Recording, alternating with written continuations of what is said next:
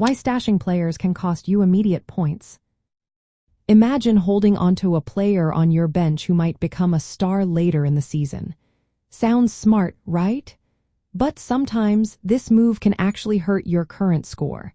Let's break down why that happens.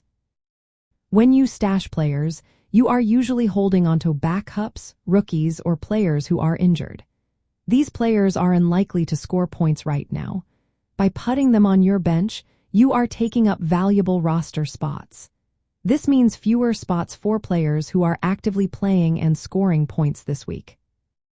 Every week, your team needs to put out the best possible lineup. If you are saving a spot for a player who might not play for a few weeks or might not even make a big impact, you are missing out on points from players who are currently performing well. This can lower your weekly total and put you at a disadvantage. Another issue is that roster spots used to stash players are not available for waiver wire pickups or free agents. These are players who are available to add now and could give you an immediate boost. If you pass on them to hold onto someone who might not contribute for a few weeks, you could miss out on a quick point gain. Stashing also means you need patience.